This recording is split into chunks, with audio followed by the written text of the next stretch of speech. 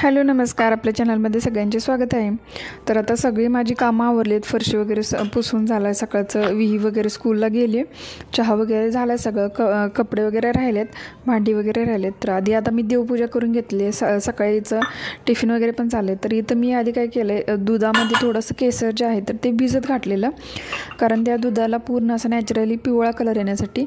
आणि आज रुद्राभिषेक करायचा आहे, तर त्यासाठी मग मी इथं केसर भिजत घालते। तर जेव्हा पण आधी आपण देवाला अभिषेक घालतो, स्पेशली शंकरांना, आणि आज श्रावण सोमवार आहे, तर त्यासाठी मग मी हे केसर नेहमी घालते।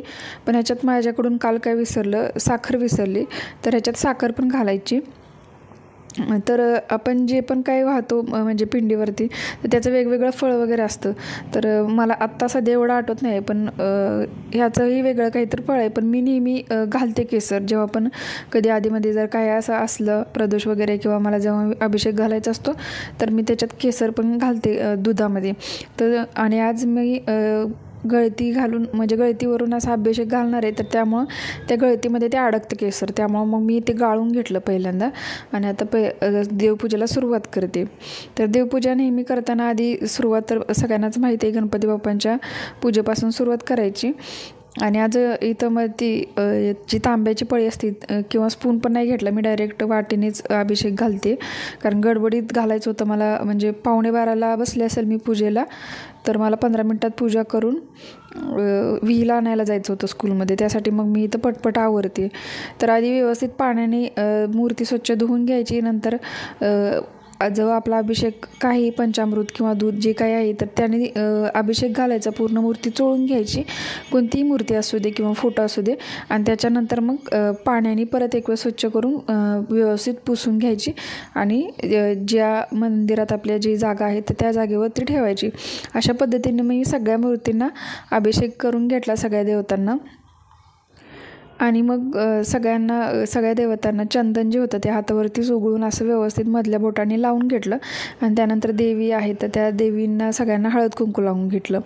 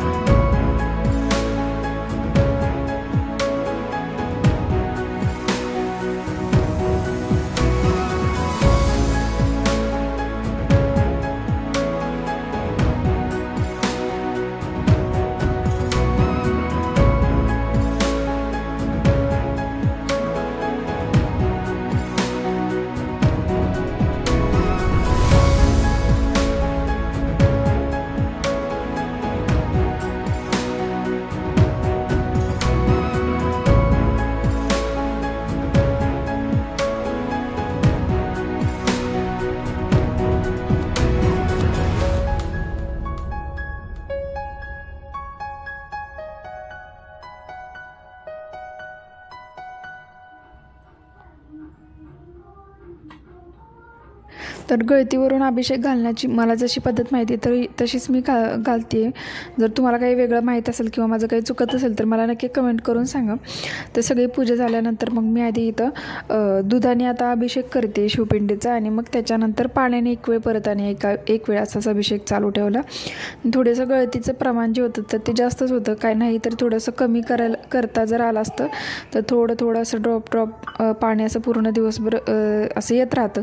पण दिवसभर पण मला शक्य नाही ठेवणं, कारण लहान मुलं आहेत, मग ते ठेवतील नाही ठेवतील. आधीच एकतर परी जाऊन सगळं मंदिरातलं मूर्ती वगैरे हलवत असते, त्यामुळं मग मी शक्यतो फास्ट आहे तर ती गळतीची धार फास्टच ठेवली.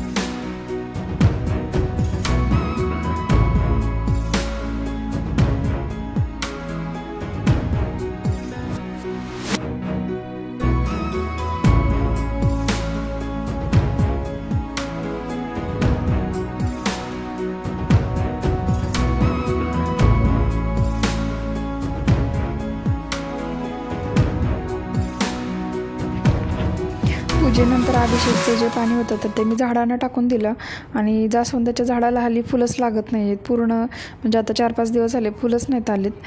काय माहीत काय झालं, आणि थोडीशी पानं पण पिवळी व्हायला लागलेत जास्त. तर आता पाणी जे होतं तर ते तुळशी झाडाला न टाकता सगळ्या झाडांना थोडं टाकून घेतले, आणि झाडं अशी वेगळीच थोडीशी झाल्यात. आळूच्या पानाच्या खाली पण थोडीशी बुरशी आल्यासारखी झाली, काय माहीत असं का झालं. कदाचित जास्त पाऊस येतोय त्यामुळं झालं असेल.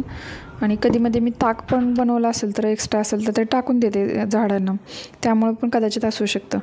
तर आता इथं मी आज उपवास होता तर खिचडी बनवली नाही, तर वेगळं थोडंसं काहीतरी म्हणून मग उपवासाचं थालीपीठ बनवते. पण यावेळी काय केलं मी, जे साबुदाणा आहे तो क्रश करून असा भिजवला नव्हता, डायरेक्ट पूर्ण अख्खा भिजवला होता. पण म्हटलं असं वेगळं बनवून बघू, कधी असं इमर्जन्सी असं अचानक बनवलं तर नेक्स्ट टाईम, म्हणून आज मी ट्राय केलं.